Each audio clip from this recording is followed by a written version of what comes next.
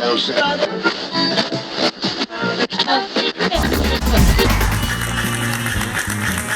gracias. Todos ustedes muy amables. Hola, hola, buenas noches. Bienvenidos al programa. Yo soy Jaime Bailey. Hoy es lunes 8 de julio. Estamos saliendo de nuevo, en vivo y en directo. Son las 9:00 de la noche aquí en Miami.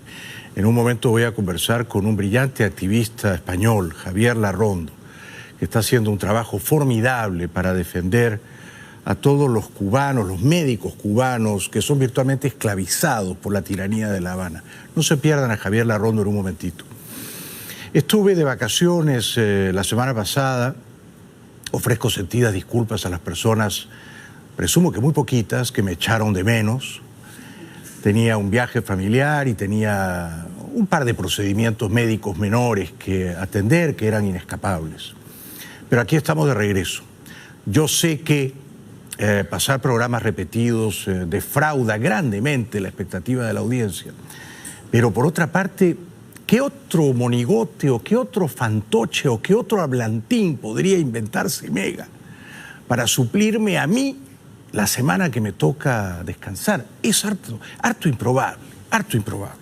Bueno, pasaron muchas cosas en el mundo que yo no pude reportar y pasaron algunas cosas también en mi vida personal que más adelante me encargaré de compartir con ustedes, porque fuimos a California, a Los Ángeles con las chicas y nos tocaron 2 terremotos de 6,6 y de 7,1, o sea que fue una semana de emociones fuertes. Por añadidura, recuérdese que yo nací en Lima, Perú. Y Perú en la Copa América de fútbol, de soccer, eliminó a Uruguay y a Chile, con lo cual mi mujer y yo teníamos las gargantas estragadas. Estábamos afónicos el jueves pasado. ¿Cómo hemos gritado los goles peruanos? Recuerden ustedes que Perú no llegaba a una final en ninguna competición en fútbol hace 44 años. Es decir que esta es la última final que yo he visto en mi vida de Perú. La próxima estaré ya en el más allá. Comprendan entonces mi tardío, otoñal entusiasmo por esa causa perdida, que ayer, por supuesto, se confirmó perdida frente a Brasil. Es muy difícil ganarle a Brasil en fútbol, ¿verdad? Y más todavía jugando en casa, jugando en Río de Janeiro, en el Maracaná. Pero los peruanos hicieron un gran papel y yo les envío un saludo muy cariñoso.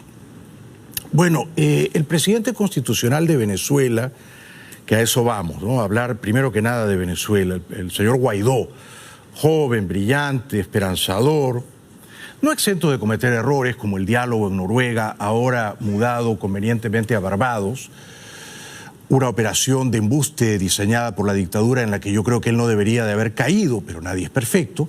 Salió a marchar el viernes pasado y pidió confianza en la población.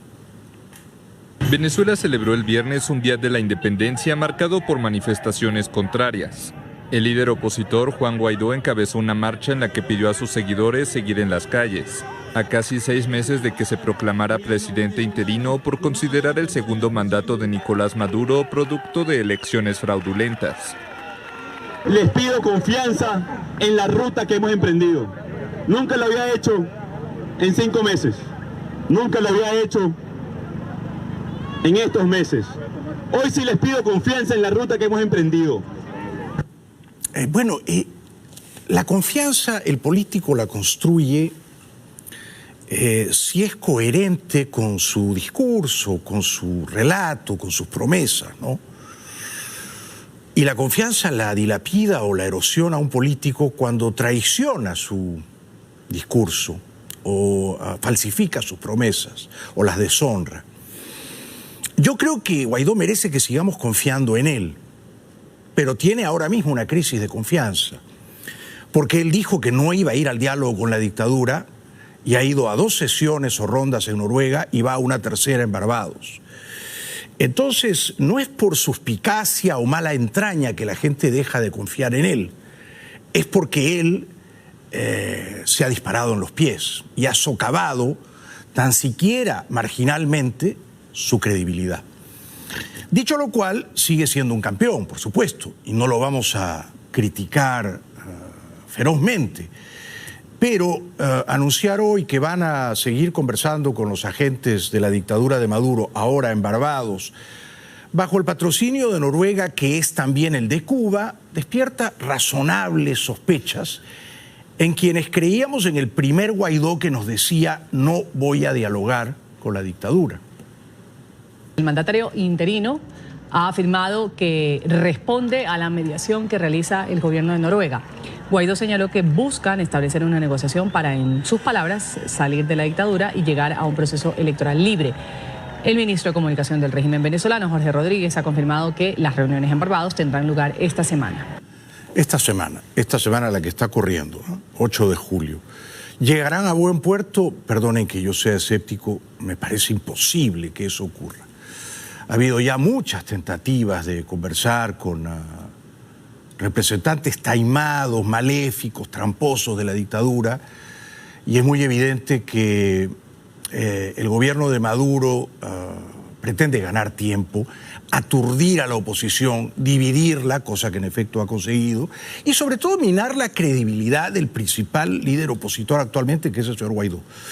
Guaidó, sin embargo, dijo en su última aparición pública que él no es ningún, bueno, esta palabra es un poco áspera, de una cierta sonoridad callejera, no puedo yo pronunciarla porque me censurarían, pero no soy ningún perencejo, dijo, una palabra parecida a esa. Cuando hablamos de cada uno de los espacios, incluso Noruega, aquí nadie se chupa el dedo. Aquí, y me perdonan la expresión bien coloquial, ustedes piensan que yo soy pendejo.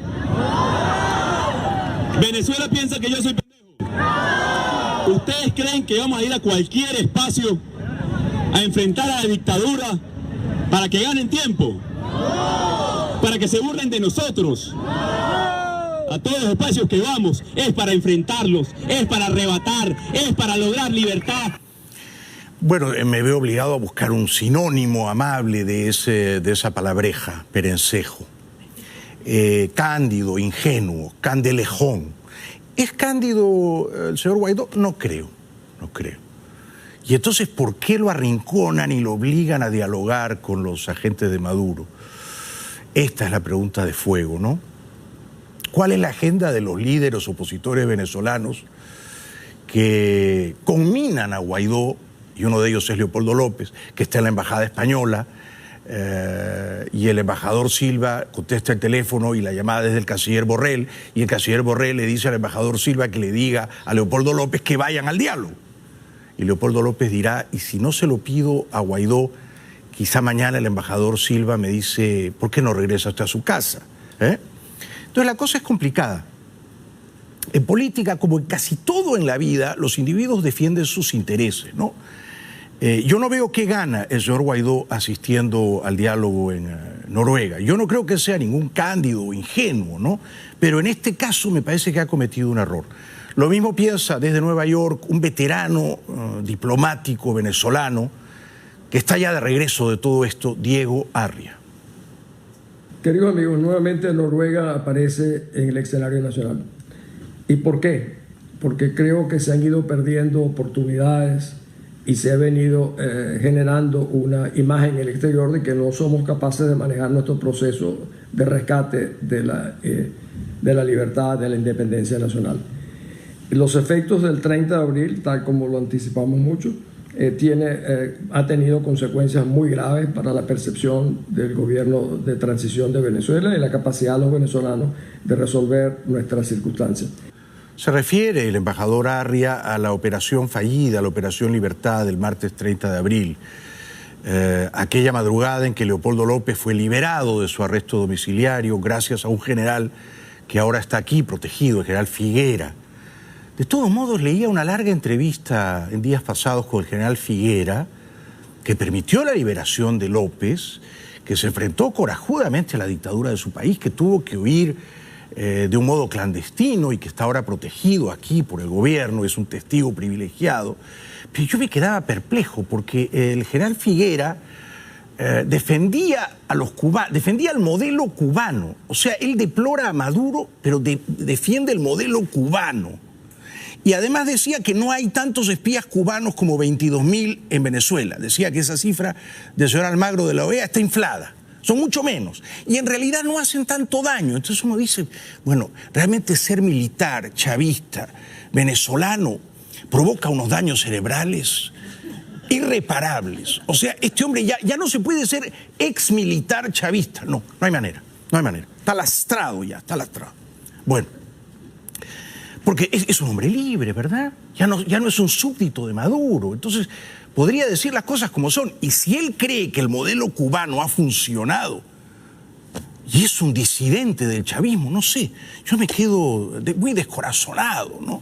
Respecto de la especie humana, me quedo perplejo y demudado.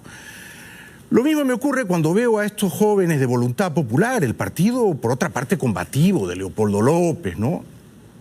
Y de Vecchio, que de todos los líderes de ese partido es el que mejor ha caído parado, ¿no? Porque es embajador en Washington, no está escondido en Caracas. Hacen un elogio, a mi modo de ver, desmesurado de la señora Bachelet. La presión sufrida por el régimen tras los últimos acontecimientos que ustedes todos conocen. El informe de Michelle Bachelet, contundente. El asesinato y tortura del capitán de fragata. Los problemas con los ascensos militares que son públicos. La movilización en todo el país como la del pasado 5 de julio. Las sanciones al hilo de Maduro han generado una nueva situación que permite avanzar tanto en el TIAR como en el mecanismo Oslo. Estos muchachos se construyen un relato ficticio, imaginario. Dice la marcha del pasado viernes 5 de julio a nivel nacional no fue ninguna marcha que pusiera en jaque a la dictadura, porque son marchas comedidas, diría más, timoratas. Salimos a la calle un ratito de aquí a aquí, pero luego regresamos bien deprisa a nuestras casas.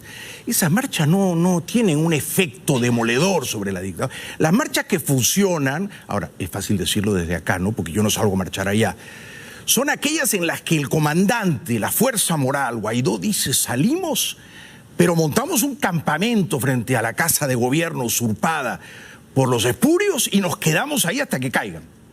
Y nos quedamos 3 días con sus noches, o nos quedamos una semana. Nadie regresa a casa. Esas son las marchas que pueden, no digo siempre, tener un defecto devastador sobre una dictadura, como ha ocurrido, por ejemplo, en el Cairo y en algunos otros acontecimientos mundiales más o menos contemporáneos, ¿no? Pero una marcha cortita, en la que uno va, grita y regresa a casa 3 horas después, no le hace daño a nadie, ¿no? Salvo al que se queda con la garganta levemente dañada. La señora Bachelet, yo no tengo nada personal contra ella, creo que en general fue una buena presidenta, sobre todo en su primer mandato, me cae bien, viene de la izquierda, pero tiene una agenda ética y no está reñida con el capitalismo, con el libre mercado. Creo que es una persona inteligente, ¿no? Pero su visita a Caracas a mí me decepcionó grandemente. No debió reunirse con Cabello, no debió decirle presidente a Maduro y sobre todo no debió menoscabar a Guaidó, al que puso como último en la fila y presentó como el presidente de la Asamblea Nacional. Ella podía elegir sus palabras y las eligió mal. Ahora dice que, y lo que dice queda corto, cotejado con la realidad, que en Venezuela el gobierno, ella nunca dice la dictadura, ni siquiera dice la autocracia, el gobierno abusa de la fuerza. Bueno, esta es una manera, la verdad, bastante meliflua de describir a una dictadura genocida, ¿no? Nuestro informe documenta ataques contra opositores políticos y activistas de derechos humanos, que van desde amenazas y campañas difamatorias hasta detenciones arbitrarias, torturas y conductas lesivas, violencia sexual, asesinatos y desapariciones forzosas. Se ha abusado de la fuerza de manera repetitiva contra manifestantes. Mi oficina también ha documentado el uso excesivo de la fuerza en operativos de seguridad por parte de las fuerzas especiales que han desembocado en múltiples muertes, sobre todo de hombres jóvenes. Muchas de estas muertes podrían suponer asesinatos extrajudiciales. Estos delitos deben ser investigados a fondo, estableciendo responsabilidades de sus autores y garantizando la no repetición.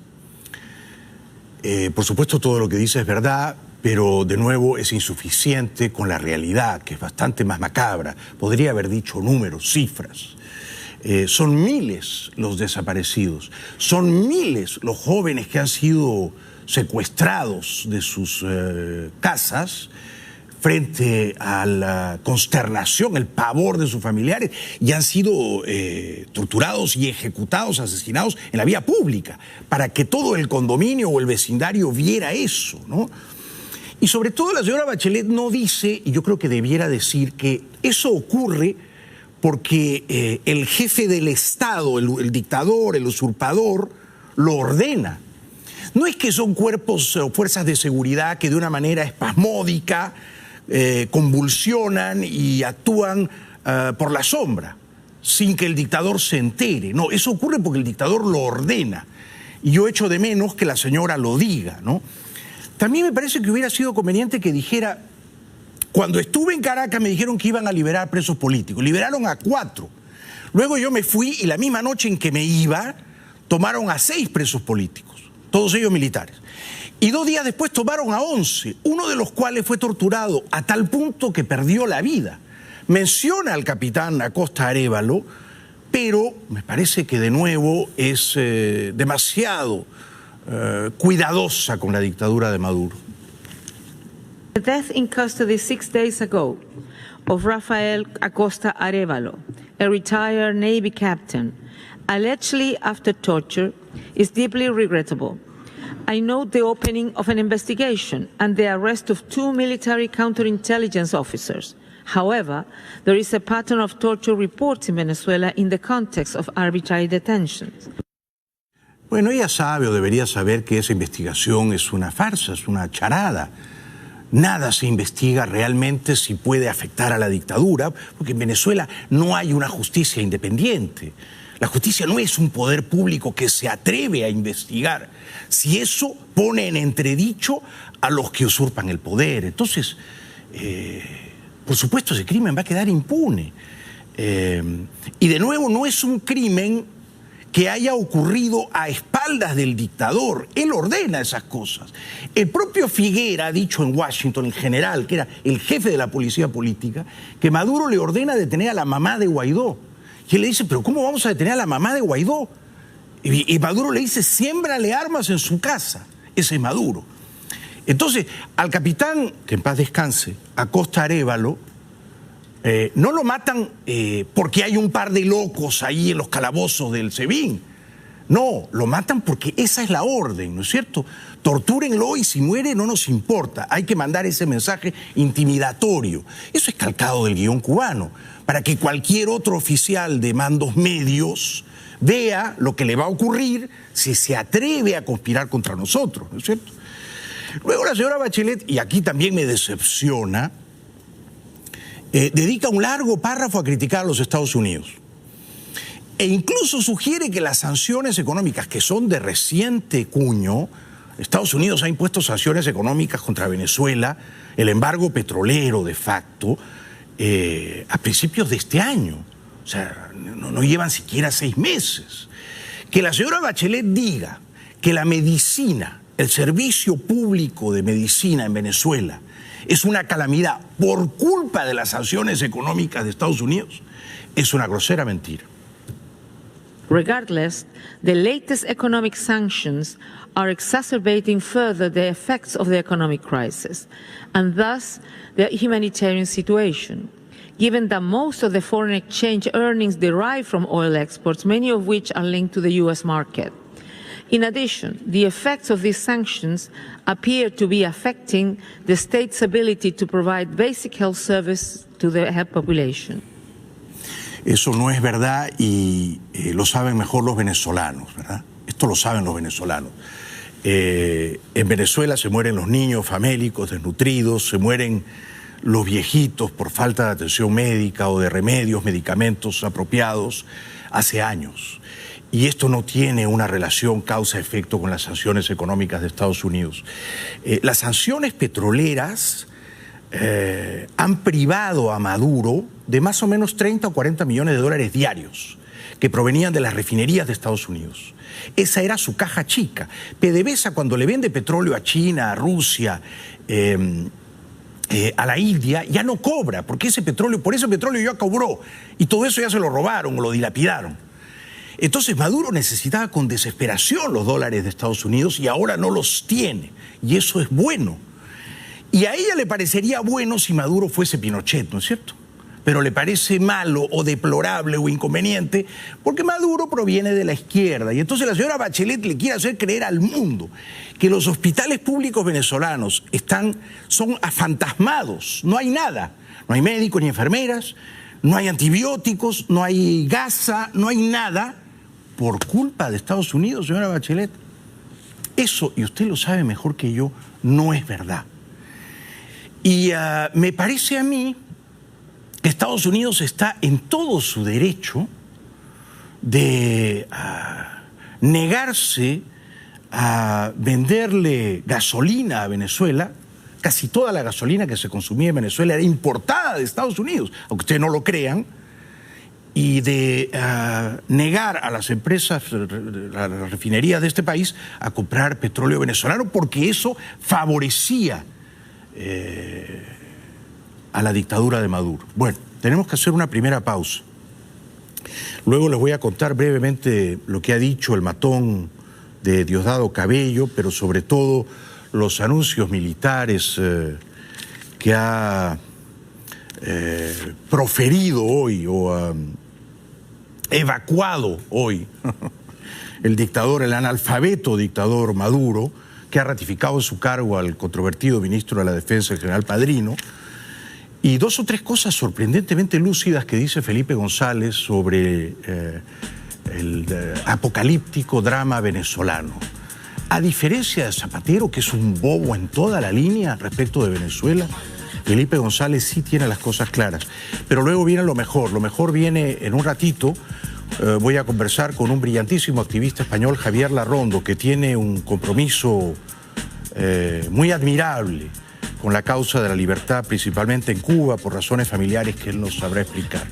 Ahora toca presentar a nuestro primer cliente publicitario. Si quieren, ahora sí pueden encender la camarita. Y si no le encienden, bueno, yo me invento dos o tres cosas. Ahí está la señora. Esto es la alta tecnología de Mega. ¿Cuánto tiempo va a tardar en encenderse la camarita? No, no está encendida. Ahora sí. Tenemos a nuestra querida abogada de accidentes. Estoy leyendo, pero lo de querida lo he añadido yo. Decía a la abogada de accidentes, no, a la otra querida abogada de accidentes, Yanni Martínez, de World Law. Nadie está exento, sufrió un accidente, ¿no? Sobre todo manejando en las calles bárbaras de Miami. Entonces, si a usted lo chocan o le hacen pasar un mal rato, le rasguñan su vehículo o peor todavía, le provocan alguna lesión, comuníquese con mi querida amiga Yanni Martínez de World Law. Adelante, Yanni. Bienvenidos de vuelta al programa. Estamos saliendo de nuevo en vivo y en directo y estoy muy ilusionado porque en un momentito voy a conversar con Javier Larrondo, que es un brillantísimo activista español que se ha tomado muy a pecho el tema de las expatriaciones forzadas de los médicos cubanos que son virtualmente esclavizados por la dictadura de ese país, ¿no? Entre otros temas de su agenda ética. No se pierdan a Javier Larrondo en un ratito. Antes quería compartir con ustedes esto. Bueno, la señora Bachelet dirá, yo no he contentado ni a la dictadura venezolana, aunque ella no pronunciaría en público esa palabra, ella no diría que es una dictadura. Lo diría si fuera de derechas, claro. Y tampoco he contentado al exilio recalcitrante de Miami que me critica. En efecto, salió Cabello a decir que el informe de la señora era inexacto o falso y que ellos lo rechazaban. Además, la Dirección Nacional de nuestro partido quiere rechazar o rechaza absolutamente y en todas sus partes el informe presentado por la señora Michelle Bachelet sobre la situación de los derechos humanos en Venezuela. No solo es que hay una gran cantidad de cosas que no están debidamente probadas, sino que es absolutamente imposible que las puedan probar, porque no existen, porque no se dieron. Qué manera tan aviesa, vil, abyecta de rechazar el informe, ¿no? Él dice, no pueden probar eso. Sí, por supuesto, ¿cómo va a poder probar la señora Bachelet desde Ginebra cómo torturaron, mataron y desaparecieron a los miles de muchachos que han sido desaparecidos, no se me ocurre otro verbo, por la dictadura, por los cuerpos de seguridad, por las FAES. Esto es difícil de probar. Bueno, están los testimonios de los desaparecidos, los familiares de las víctimas, ¿no? Luego, Cabello dice que la señora no ha escrito el informe, que se lo ha escrito Washington y que ella lo ha firmado sin leerlo. No, cualquiera que conozca mínimamente a la señora Bachelet sabe que esa es una patraña, ¿no? Yo deploro el informe, pero estoy bastante seguro de que ella lo ha escrito, si no completamente, al menos en parte, lo ha leído y lo ha aprobado, ¿no? O sea que en la letra y en el espíritu ella ha hecho ese informe. Y no es que ha firmado algo que le ha escrito Washington. O sea, son tonterías, son zarandajas de Cabello. Sabíamos que esto iba a ocurrir. Sabíamos que esto iba a ocurrir. Algunos compañeros pueden pensar qué vuelta podía darse. Si sabían por qué la dejaron entrar. Si no la dejábamos entrar, quizás era peor. Era mejor que viniera. Ustedes deben saber que ese informe no lo hace ella. Ella lo que hace es de manera irresponsable firmarlo.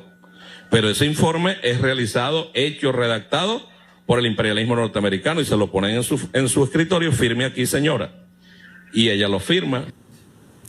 Es muy ignorante, Cabello, no tiene la menor idea de nada, de hecho, la señora Bachelet no tiene una buena relación con el gobierno de Trump, ni con el señor Pompeo, y nadie osaría escribirle un informe, ¿no? Es una falta de respeto a la señora Bachelet, pero sobre todo es una falta de respeto a la verdad, ¿no? Estos chavistas tienen una relación promiscua, ¿no?, con la verdad, ¿no? Hay que ver cómo asaltan la verdad, cómo la prostituyen, cómo violan. Se puede violar la verdad, pero ustedes me entienden, ¿no? Ustedes me entienden. Aparece un expreso político, el señor Gilbert Caro, y le exige a la señora Bachelet que libere más presos políticos. La señora no puede hacer eso, ¿no? Pero sí podría hablar claro, y de momento no lo ha hecho. Yo pude conversar con ella y ella supo de mi caso, sin embargo esperaba y le exigí la liberación de muchos presos políticos, pero bueno, esperemos en los días siguientes. Bueno, ya se dio la de Afiuni, se han dado algunas otras liberaciones que yo celebro, como la de Braulio Haddad en el estado de Nueva Esparta, y unas de liberaciones de unos estudiantes. Sin embargo, son 700 presos políticos, yo se lo exigí, le pedí que viese que esto no era un problema de derecha ni de izquierda. Entre tanto, el dictador Maduro hizo una aparición rodeado de militares, pero el público estaba prohibido de asistir. Se ve que todavía le ha quedado el trauma del 4 de agosto del año pasado con el dron que estalló más o menos cerca de él, ¿no? Él tiene esta paranoia, cree que lo quieren matar, es probable que eso sea cierto, y entonces se rodea de la tropa, de la soldadesca más aparentemente leal, y subrayo el adverbio. Y quien dirige la transmisión televisada elige propalar el rostro de un soldado, de un cadete, que aparentemente llora. ¿Por qué llora el soldado, no? Esta es la pregunta que yo me hago. ¿Por qué llora el soldado?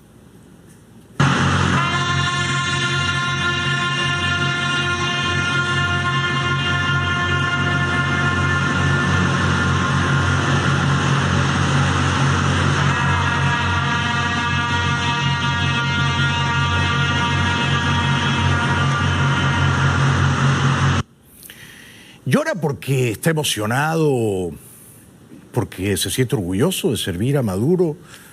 Yo creo que no. Yo creo que llora porque se siente un rehén de la dictadura. Llora porque ha comido mal o porque directamente no ha comido.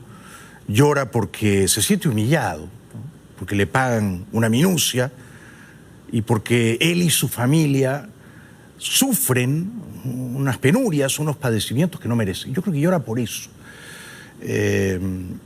Luego pasan unas motos, esto es como Norcorea, como Pyongyang, ¿no?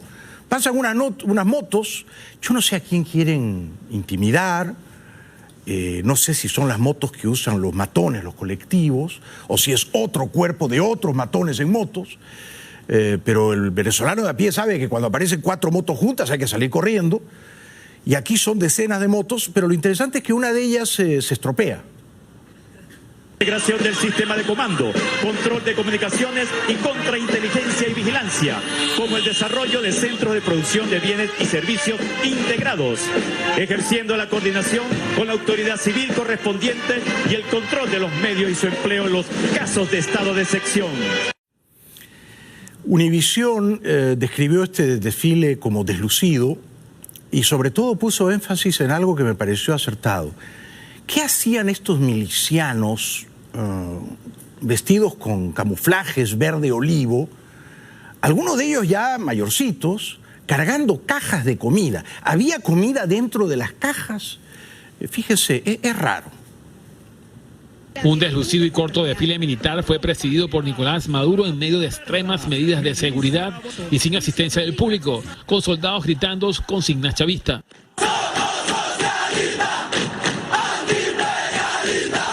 Donde lo que más llamó la atención fue el paso de centenares de milicianos cargando cajas de comida, de las que el régimen reparte a la mayoría de una empobrecida población. De alimentos subsidiados sea. Con Maduro abogando por la paz, pero enseñando el puño de hierro de sus armas militares y llamando a más ejercicios de defensa. Bueno, primero apuesto que no había comida en esas cajas. Segundo, un buen gobierno es uno que regala comida, que reparte comida regalada a la gente hambrienta. Yo digo que no, ¿verdad? Es el modelo cubano. Te dicen qué vas a comer, cuánto vas a comer. Ellos eligen tu dieta. Tú no puedes elegir cuántos huevos vas a comer al mes, lo elige Maduro. Ellos lo eligen, ellos te dan la caja. Tú pagas un poquito, algo realmente simbólico, no pagas nada, ¿no? A cambio de eso, te confiscan la libertad. Eres un zombie, eres un súbdito de la dictadura y tienes que votar a favor de ellos siempre, si no te quitan la cajita. No es un buen trueque, entregar la libertad a cambio de una caja con comida más o menos vencida, importada de México. Maduro ratifica a Padrino. Yo pensé que lo iba a echar. Es por eso que he decidido ratificar en sus puestos de mando al ministro del Poder Popular, general en jefe Vladimir Padrino, como ministro del Poder Popular, para que continúe con su liderazgo militar, con su lealtad al frente del Ministerio del Poder Popular para la Defensa. Así como ratifico al almirante en jefe Remigio Ceballos Hichazo al frente del Comando Estratégico Operacional de la Fuerza Armada Nacional Bolivariana. Es obviamente una dictadura militar la venezolana, una dictadura militar, ¿no? El poder está en los militares. Los militares son el partido político, ellos mandan. Entonces por eso estos anuncios son así tremebundos, ¿no? Y luego despide a un general, Suárez Chourio, que era el jefe del ejército. Y quiero agradecer profundamente al mayor general Suárez Chourio, hermano en Chávez, por haber cumplido 2 años intensos como comandante general del ejército. Muy pronto irá a nuevas e importantísimas responsabilidades. Gracias por tu lealtad y tu capacidad, mayor general Suárez Chourio. Y anuncio la designación del mayor Rodríguez Cabello al frente del ejército bolivariano, nuevo comandante general del ejército bolivariano. Me han dicho, pero no he podido confirmarlo, que ese mayor Rodríguez Cabello es primo hermano de Diosdado Cabello. Y según esa interpretación, Diosdado Cabello estaría solidificando su ascendencia en la fuerza militar venezolana. ¿Por qué Maduro ratifica a Padrino? Me dicen que Padrino hizo de doble agente con Washington en vísperas de la Operación Libertad del 30 de abril. Elliot Abrams hablaba en español con Padrino. Padrino casi no habla inglés. Y Abrams estaba seguro de que había convencido a Padrino de apoyar a Guaidó el 30 de abril. Y asimismo estaba convencido de que había persuadido a Michael Moreno, el sicario judicial de Maduro en el Tribunal Supremo, de escribir una suerte de sentencia en virtud de la cual se reconocía a Guaidó como presidente constitucional de Venezuela. Moreno, por supuesto, no tuvo las agallas para cumplir su promesa, o quizás siempre estuvo embaucando a Abrams, y lo que me dicen es que todo lo que Padrino hablaba con Abrams luego corría y se lo contaba. Era un correveidile. Se lo contaba a Maduro y, por supuesto, al G2 cubano. Eso permitió abortar la operación en la que habían cifrado sus esperanzas Guaidó y Leopoldo López. Para terminar, porque viene Javier Larrondo y vamos a hablar de cosas muy importantes con él. Felipe González, es presidente español, define con absoluta lucidez a Maduro. Pero los dictadores, si no son tiranos a la vez, se atienen a unas normas, repito, repugnantes. La de Venezuela es una dictadura al frente de la cual hay un tirano en el sentido etimológico necio, que no sabe y usa el poder de manera destructiva. Esta es la situación de Venezuela. Muy bien dicho, ¿no? Un tirano necio, que no sabe. O sea, que ignora que es un ignorante, ¿no? Y luego Felipe González dijo que nunca en su larga ya vida política, nunca había presenciado o atestiguado una destrucción como la que ha ocurrido en Venezuela. Yo en toda mi experiencia política no he visto nunca una destrucción más rápida y más profunda desde el punto de vista institucional, desde el punto de vista económico y del aparato productivo, desde el punto de vista social, desde el punto de vista de la seguridad, que la que he visto en Venezuela. Nunca. Y es verdad, ¿no? Es verdad. Venezuela debería ser el país con el per cápita más elevado de América del Sur. Lo es Uruguay. Luego viene Chile. Más abajo y cayendo Argentina, que tiene un per cápita como de $11.000 anuales. Venezuela, con el petróleo que tiene, debería tener un per cápita de $20.000 anuales. Y tiene un per cápita más bajo que Haití.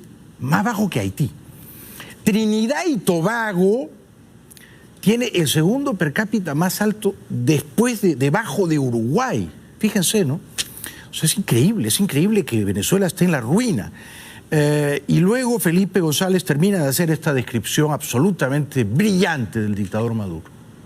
Cuando hablan de si es o no legítimo Maduro, es ilegítimo, de origen y sobre todo de ejercicio, desde hace mucho tiempo. No es solo un dictador, porque los dictadores a veces se atienen a normas que son infectas. Por eso Luis Almagro sutilmente habla de Estado democrático de derecho. No solo de Estado de norma, sino de normas que tengan un contenido democrático. Las dictaduras no tienen normas democráticas. Hay dictadores y hay dictadores. Todos, por supuesto, son repugnantes, ¿no? Pero hay dictadores que convocan a un plebiscito y el plebiscito se celebra en condiciones transparentes y pierden ese plebiscito y entregan el poder. Pinochet lo hizo en Chile, ¿no? Hay dictadores, Fujimori en Perú, que pierden una mayoría en el Congreso y huyen y renuncian.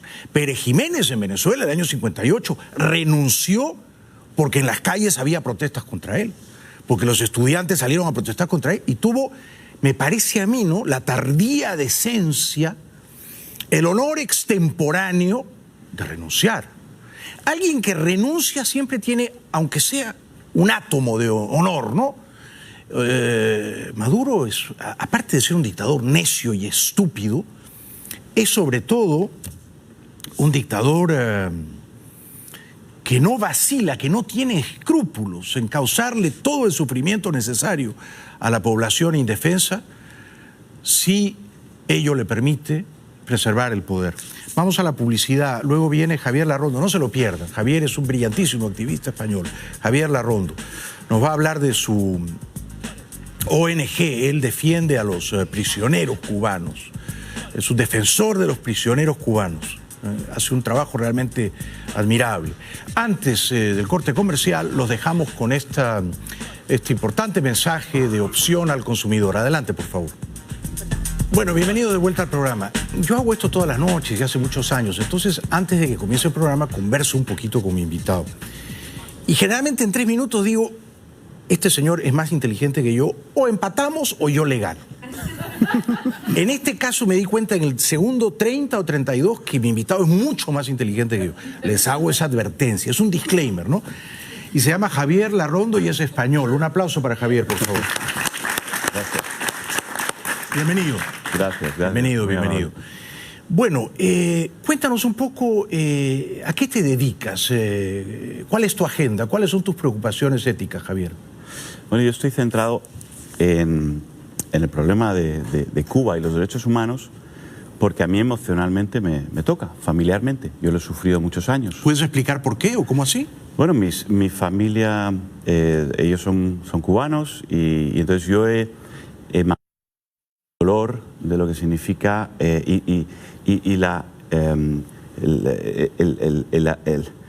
cómo han vivido totalmente aislados del mundo, en el sentido de que el mundo no comprende al exiliado cubano y cómo han sufrido todo eso. Sí. Y esa frustración, de alguna manera, en la nueva generación, pues ha calado, en mí ha calado. Tienes hermanos cubanos y entiendo que tus padres son cubanos. Mis padres, sí, mi madre nació en España, pero a los 4 años se fue a vivir a Cuba, con lo cual estuvo hasta los 30 y pico años, es decir, era una cubana más, ¿no? Aunque tenía ascendencia española y había nacido en Cuba, pero era una cubana más. ¿Tú viviste parte del tiempo en Cuba? No. ¿Tuviste suerte? Bueno. Sí, tuve mucha suerte. Realmente sí. Mucha suerte, porque si hubiera nacido en el 70 en Cuba, sí, y ahora tendría la cabeza completamente transformada. Por supuesto, claro. Porque han creado un nuevo hombre incluso, ¿no? Sí. Y bueno, pues vamos a ver, esta preocupación y esta sensibilidad por encontrar una solución a esta injusticia, la verdad es que ahora me ha llevado hacia un camino en el cual no solo veo que estoy trabajando por los derechos humanos en Cuba, que es así, sino que me doy cuenta que se está expandiendo. Es decir, que tenemos un régimen terrorífico cuya única salida de supervivencia es expandirse. Pues ya no sirve tener misiles en la islita, ¿no? Ahora hay que expandirse, generar mercados y generar atractivo para China, Rusia, para tener una nueva equilibrio geopolítico, ¿no? ¿De qué manera se expande ahora la dictadura cubana? Antes, en los 60, por ejemplo, expandían el concepto de la revolución, ¿no? Vamos a hacer la revolución en Colombia, y así nacieron las FARC, o en Venezuela, o en Perú, los focos guerrilleros. Sí. ¿De qué manera se expande ahora? No, ahora están infiltrando, consiguieron crear, porque ellos crearon a Chávez, y a partir de ahí a Maduro, han conseguido consolidar un régimen a su imagen y semejanza. Antes te oí hablar sobre el 30 de abril. El 30 de abril fue diseñado de principio a fin por el G2. De principio a fin, y Padrino estaba completamente de principio a fin involucrado. Y todas las personas que estaban ahí estaban perfectamente involucradas. ¿Algunas cayeron en la trampa como Guaidó, entonces? Desgraciadamente, sí. Porque no tenían la práctica. Y yo creo que Abrams, a mí lo que me ha dado pena es que tanto Abrams como el Departamento de Estado en general, ¿no?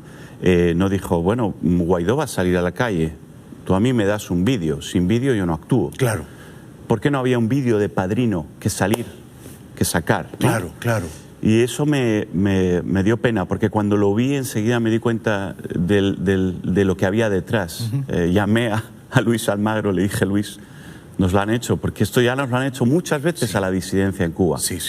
Es repetido. Sí, comprendo. Y entonces ellos tienen completamente infiltrada Venezuela, manejan toda la inteligencia de Venezuela, manejan las relaciones públicas, manejan los medios de comunicación, le dicen a Maduro cómo se tiene que comportar. Yo no sé si habéis visto un cambio en el comportamiento de Maduro en ciertos aspectos, pero yo sí.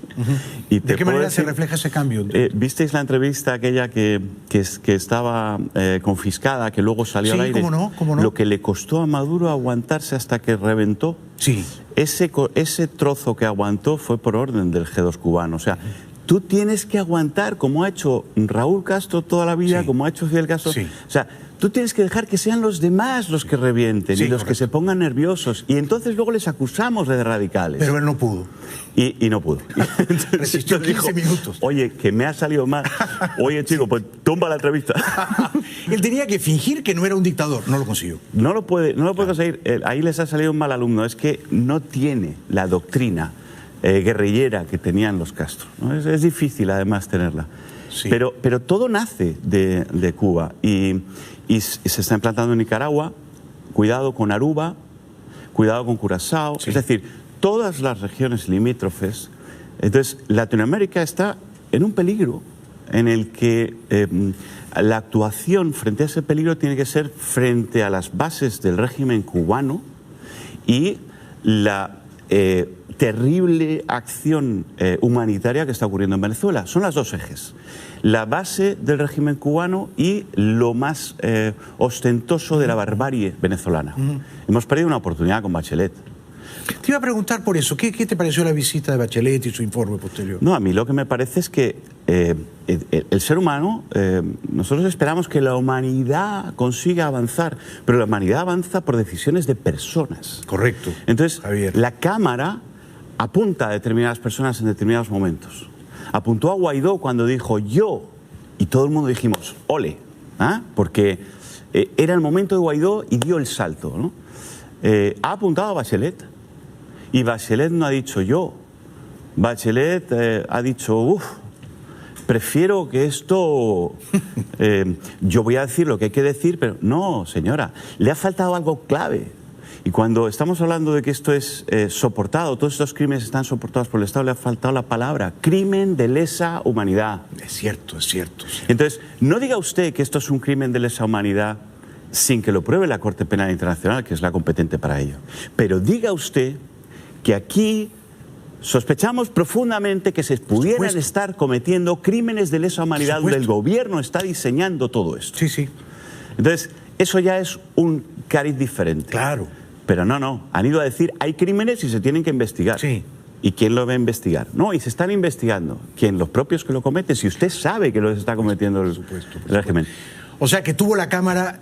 Tuvo su momento histórico y no lo usó bien. No, la Cámara va ahora a otra persona y claro, luego llegará a la Cámara alguien que solamente tendrá un botón rojo para apretar los misiles y le dirán, ¡ay, qué malo, ha apretado los misiles! Pero señores, la diplomacia no solo se ejercita con palabras suaves, la diplomacia también tiene que actuar con mucha fuerza. Sí, sí, sí. Y si alguien quiere que no se aprieten los misiles, la diplomacia anterior tiene que ser muy contundente para cerrarle las vías de escape a la dictadura, ¿no? Entonces, tú que tienes, digamos, una deuda sentimental o de afecto con Cuba, ¿no es cierto? Porque es la tierra donde vivieron tus papás. Profunda, muy profunda. Muy profunda. Sí, sí. Y donde han nacido algunos de tus hermanos. ¿Tú crees que el presidente Trump, en general, ha hecho las cosas bien respecto de Cuba? Y luego te preguntaré también por Venezuela, pero ¿lo ves más o menos bien orientado? Bueno, yo creo que, vamos a ver, hay determinadas medidas que a mí me gustan. O sea, yo creo que primero hay que enfrentarse y hay que llamar a las cosas por su nombre. Y esto lo ha hecho.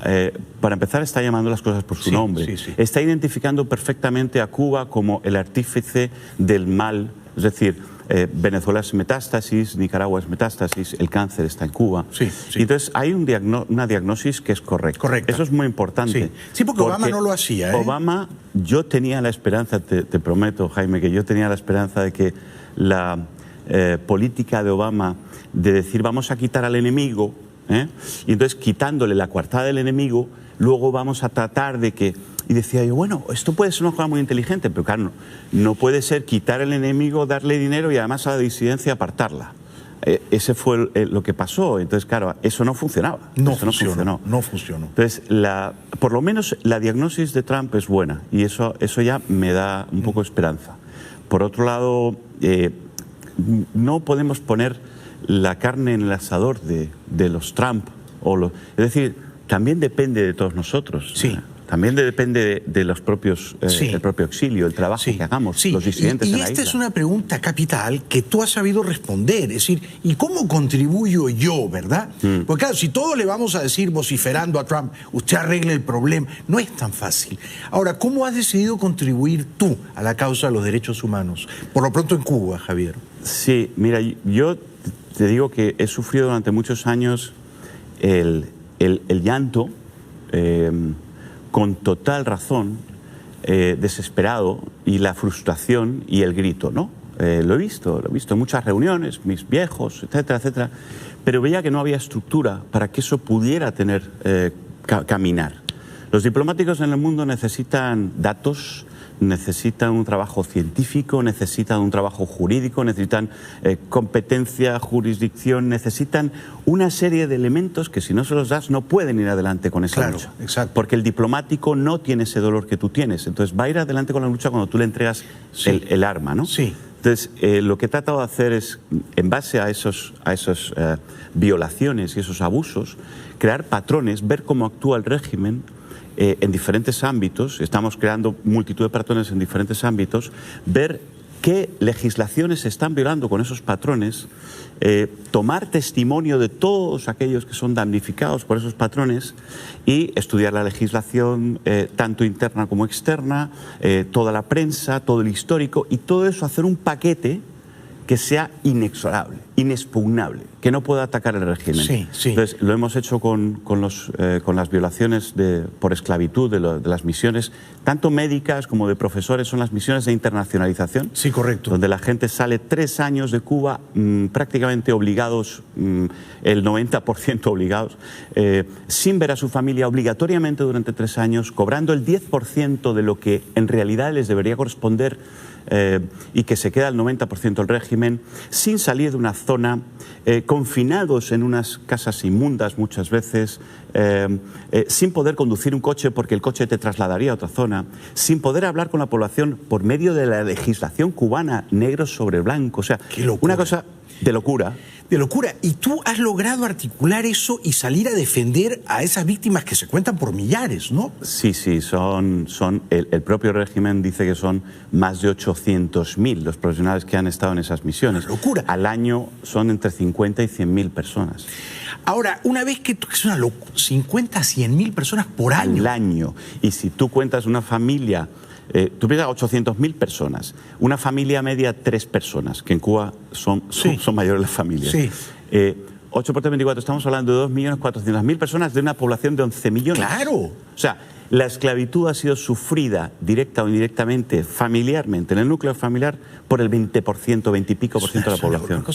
Una barbaridad. Es brutal. Ahora, antes de ir al primer corte, una vez que tú tienes ese cuerpo inexpugnable, ¿no? Con pruebas irrefutables, ¿a dónde lo llevas? ¿Lo llevas a la Corte Penal Internacional o, digamos, de qué manera le das una legitimidad? Claro, no siempre es igual. En este caso sí podíamos llevar a la Corte Penal Internacional porque la Corte Penal juzga todo aquello que se produce en los estados parte de la Corte Penal o sobre los ciudadanos de los estados parte.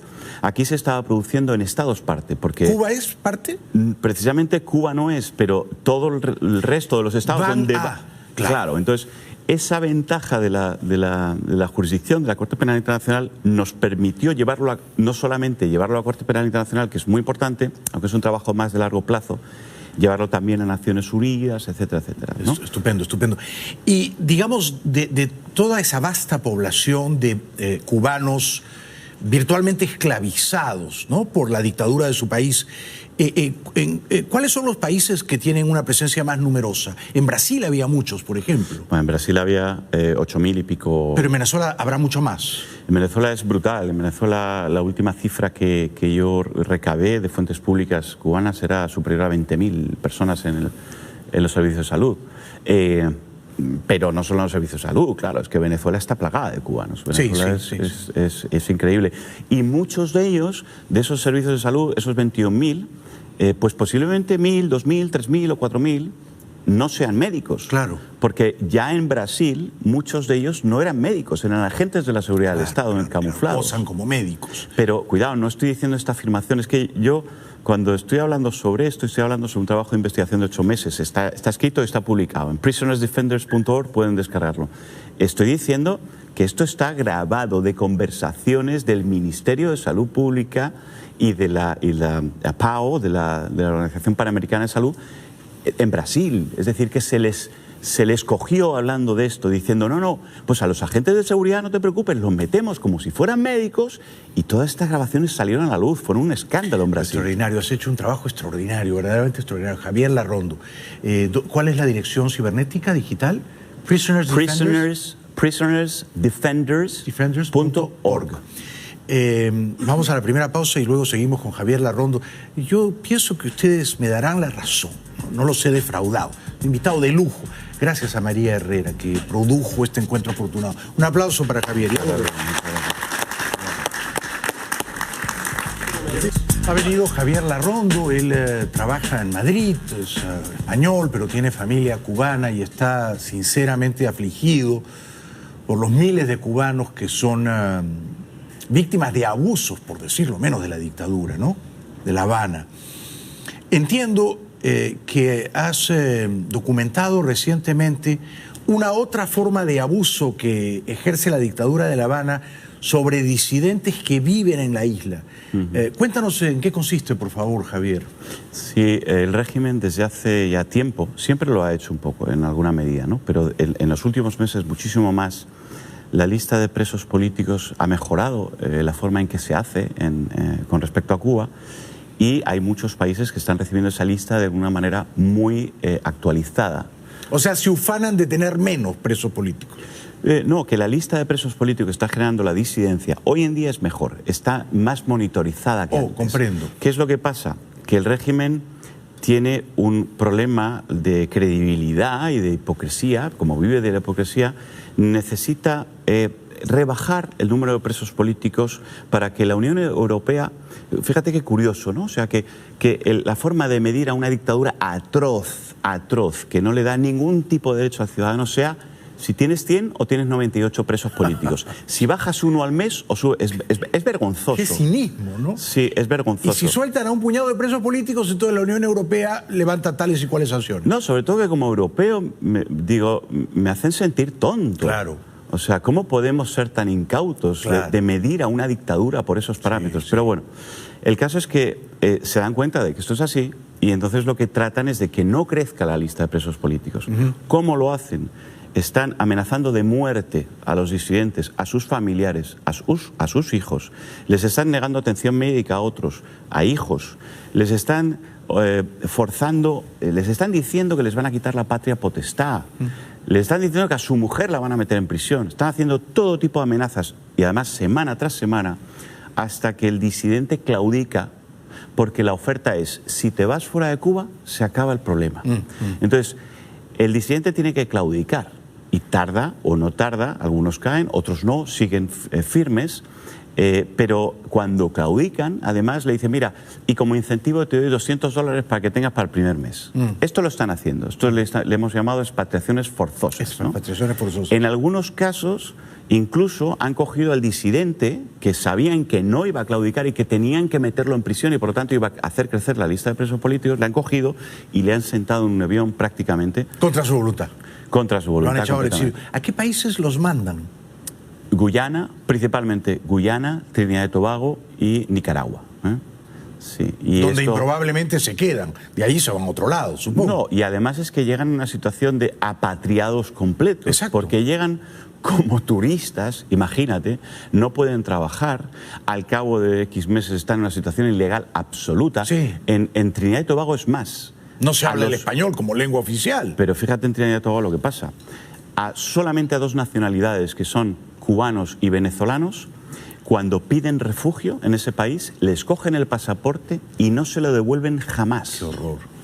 Entonces, cuando consiguen salir de Trinidad y Tobago, piden el pasaporte, oye, que me voy a ir ya, claro. Tú no me das refugio, tienes mi pasaporte confiscado, oye, dámelo. No te lo dan. Entonces se van con un papelito que es un salvoconducto falso, con el que deambulan por toda Latinoamérica, pasan por la selva del Darién. O sea, el infierno que pasan estos disidentes después de haber trabajado durante años por los derechos humanos es increíble, ¿no? Tenemos uno, además, especialmente afectado, que después de una paliza delante de sus hijos le rompieron la mano por varias partes, no tiene atención médica, está en una situación horrible y está ahora mismo varado en Costa Rica. ¡Qué espanto! Eliezer Góngora Izaguirre, un tipo buenísimo. Ese tipo incluso resistió la prisión durante 6 meses para que se fuera de la isla y que no se iba. Claro, y el que no se rinde, el que no claudica, termina en la cárcel o incluso... Sí, el que no claudica, lógicamente, va a prisión o le siguen dando palizas. Es decir, el régimen El régimen cubano es terriblemente perverso, Jaime, pero hasta un nivel que no nos podemos imaginar. Juega con los peones. Entonces, si tiene el cupo cerrado de los convictos de conciencia, dice, bueno, uno de estos convictos le doy una libertad condicional, el que menos conflictivo es, le doy una libertad, así meto a este otro. Y luego de estos, o sea, los juegos con los que manejan a las personas en Cuba. Yo cuando digo prisoners defenders, me alegro que la palabra prisoners en inglés sea tan amplia, porque hay 11 millones de prisoners en Cuba. No son solamente los presos políticos, hay 11 millones. Y 30 millones en Venezuela. Correcto.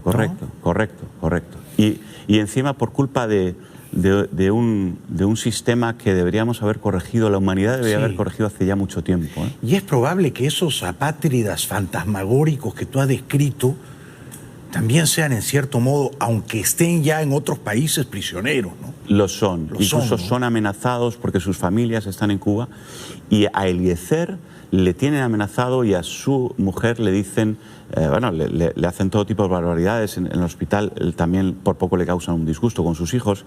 Le dicen que cuidado con hablar tanto, porque salió en New York Times hablando y en varios sitios, que cuidado con hablar en ABC, en la portada de la ABC, imagínate, ¿no? Entonces le dicen que cuidado con hablar porque tienen a su familia y que le puede pasar cualquier cosa a su familia. ¿Se lo han dicho así? Bueno, tú los ayudas de una manera realmente inestimable, ¿no? Tú, tu organización, tu ONG, probablemente te has convertido en el principal defensor de los derechos humanos de los cubanos en todo el mundo. No. Eso es un... Exagerado. Eso es un honor que no... No, que va, mira, si hay que nombrar a gente, yo te diría que José Daniel Ferrer, dentro de la isla, punto 1. Ese es para mí la persona que más ha logrado en activismo, y por lo tanto yo estoy en el nivel, muy por debajo de todo eso. ¿Y cómo podemos nosotros ayudar a tu causa? Esta es mi última pregunta. Pues mira, esto sería importante. Nosotros ahora estamos tratando de conseguir que esos expatriados tengan un tratamiento diferente para que puedan rehacer sus vidas y reactivarse. O sea, nosotros queremos rebelarnos contra el régimen los ha desactivado, nosotros queremos reactivarlos.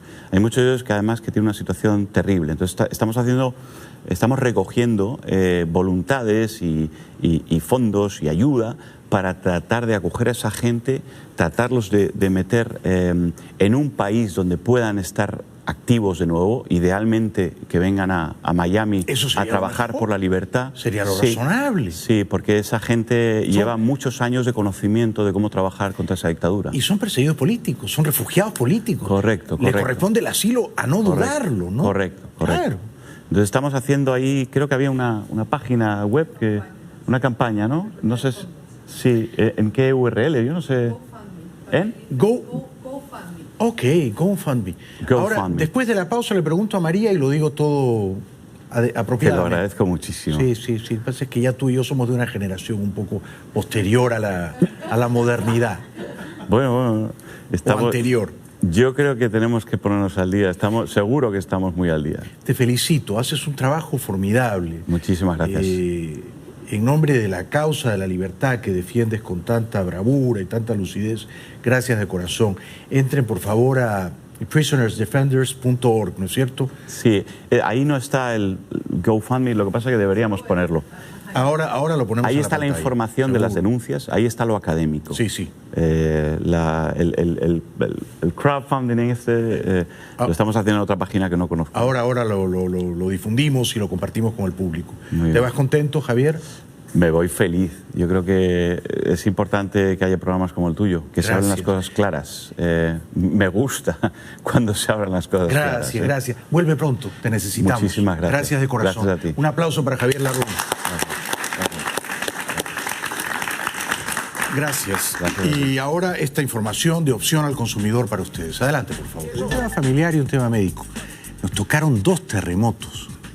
El primero fue por la mañana, como a las 10 y pico hora local. Mi hija y yo estábamos en el hotel a punto de entrar al ascensor. Qué suerte que no nos pilló adentro.